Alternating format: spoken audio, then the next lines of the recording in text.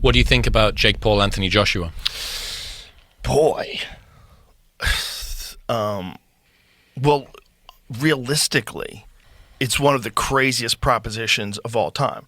You take a guy who just had a boxing match that looks like a sparring match with a 58-year-old Mike Tyson, and then you're going to fight one of the absolute scariest knockout artists in the heavyweight division. Maybe we should watch the Francis Ngannou fight so you could see. Let's watch that real quick, just so you can see what Anthony Joshua is capable if he's fighting someone that's not in his league. Okay, look, Usyk beat him, and he beat him twice, and Andy Ruiz caught him in the first fight and dropped him and stopped him. It was spectacular. Andy Ruiz is super fucking talented. Usyk is perhaps the greatest heavyweight boxer of all time. Maybe one of the greatest of all time in any weight class. Usyk, and Usyk beat him, and he beat him twice. But Francis Ngannou is coming off of this fight with, go a little bit before that so we can see this happen. Watch this. Highlights. We can't watch the whole fight. So he drops him with a right hand early, and this is 2 minutes into the first round.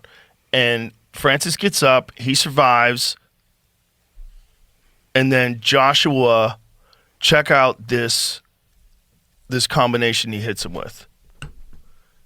I mean, dude, the speed that he hits him with this,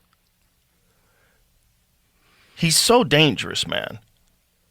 It's like you're dealing with a guy who's an Olympic gold medalist, and he's enormous, and he's got vicious knockout power, and he's got immense amount of experience at world-class levels.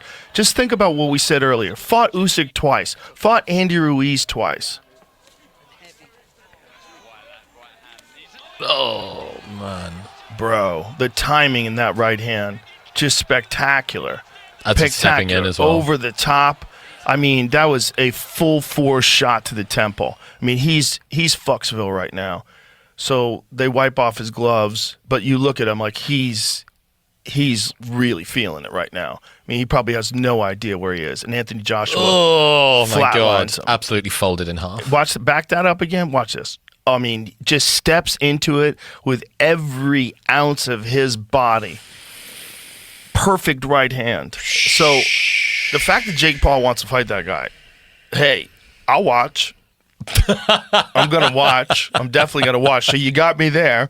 And if you want to show you're legit by taking on one of the scariest fucking heavyweights alive. Can you get the tail of the tape of Paul and Joshua? I was gonna say they got him to weigh a grade of 245. That's only 7 pounds less. Yeah, that's nothing. Yeah, and there's some sort of a rehydration clause. Listen, kids, it ain't gonna matter. There's not a chance that Anthony Joshua is not going to just lose the weight beforehand. He's not going to come in drained. What he's going to do is just do extra cardio, and that's just going to make him more dangerous. He's going to be terrifying, and he's going to have a lot to prove. He's going to be very angry that Jake Paul wants to fight him. Very upset that this YouTuber who's fought Tommy Fury, who's a legit boxer, and a couple other guys that were legit boxers. That's it.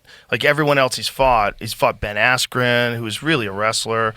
He fought Tyron Woodley, who was an elite MMA fighter, but not an elite boxer. He fought Nate Robinson, who was a basketball player. At least he's fought these guys. He fought Anderson Silva, and he dropped Anderson Silva, and Anderson Silva's a really good striker, but also in his 40s. Different time. It's not the same guy he used to be. This is a 34-year-old Anthony Joshua. This is a terrifying human being. Terrifying. Again, a guy who survived Usyk twice. You saw what Usyk did to Dubois. You see Usyk take out Dubois. Did you see that? I mean, that's the Usyk you're talking about. There's an Usyk that rocked Tyson Fury, who's fucking 6'9". So Jake Paul's 6'1" versus 6'6" Anthony Joshua. Jake weighed in for the Tyson fight at 199. Yeah. Joshua against Ngannou was 252. 6'6". Not just 6'6", but 6'6", and knows how to use every fucking inch of it. Knows how to keep that stick in your face. He was keep that jab in his face, and that right hand, if it hits you, you're fucked. This is a giant Olympic gold medalist heavyweight. I mean, Anthony Joshua is fucking He is the terrifying. thing that nightmares are made of. And he's got that one-punch nuclear power. One punch. And he's fast. It's an there's certain guys that, like, in kickboxing couldn't translate over to MMA because they didn't have the kind of speed. Like Peter Aerts is a good example. He was a world-class kickboxer, one of the best of all time, but didn't have the style that would allow him to But then there was Mirko Krokop. Mirko Krokop, who was violently explosive, would perfectly transition to MMA because you got to be able to hit people quick. It was like a big part of it is speed. Anthony Joshua has that kind of speed.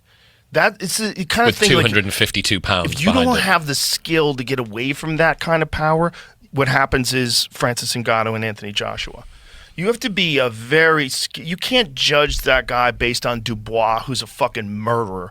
Daniel Dubois is a tank, and he took out Joshua. But that guy's fucking terrifying. You're staring in front of that guy, but Usyk didn't stand in front of him. Usyk moved all over the place.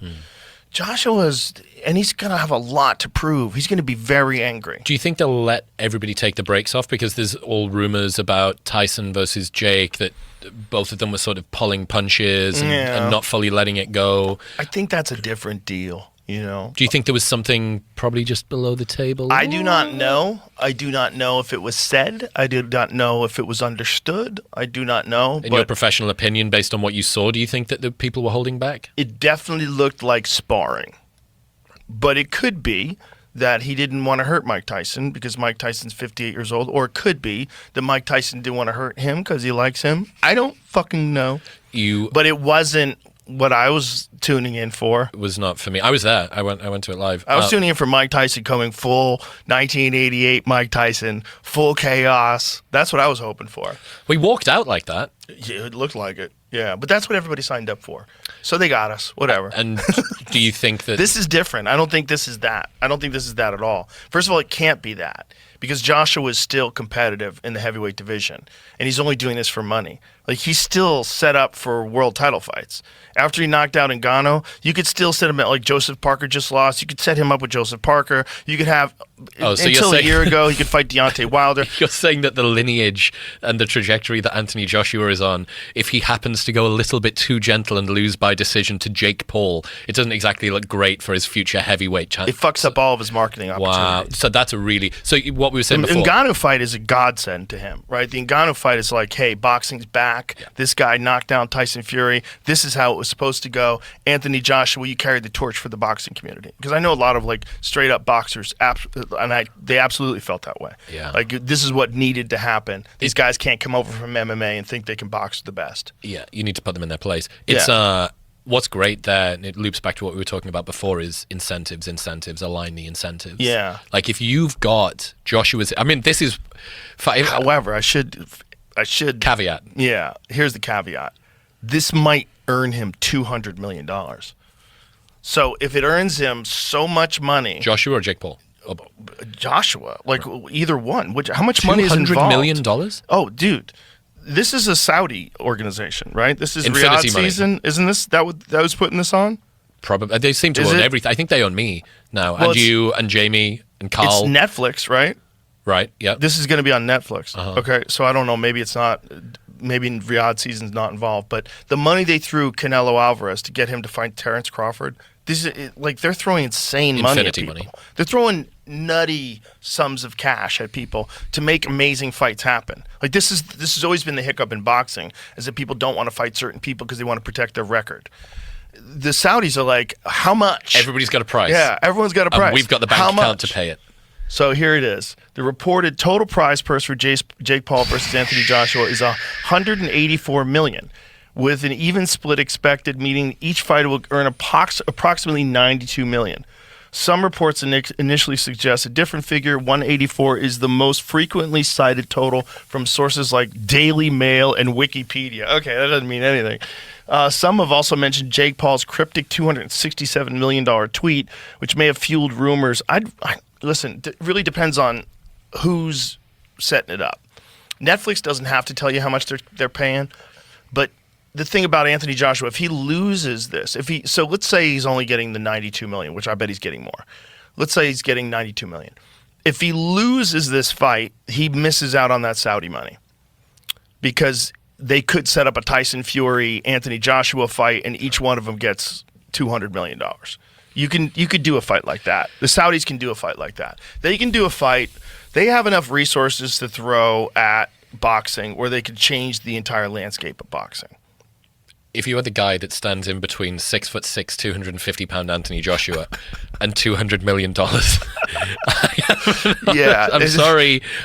He's not gonna. I don't think he's gonna lose to you on purpose. I don't want to be that guy. But I'm not saying that anybody lost to anybody on purpose. I don't think that's happened. But what I do think is that people take it easier on people if they like them, and it looked like they were taking it easier on each other than you would expect. I'll just say that. That's just my personal opinion. I don't think that's going to happen with this fight. I don't think there's any chance in the world. Knowing what Anthony Joshua is a specialist at, he's a specialist at putting knuckles through your fucking brain, and that's what he's going to try to do to Jake Paul. And anything other than that, from a 34-year-old Anthony Joshua, will make us all think it's a fixed fight. I don't want to be Jake Paul. That's what I Yeah, know. fuck I know that. I do not want to be. But what better way to show the world you're legit? Go get knocked out by Olympic gold medalist, former world heavyweight champion, 6'6", 250 pounds. Yeah, I mean, it's Show wonderful. the world you're in it to win it. You're definitely not fucking about.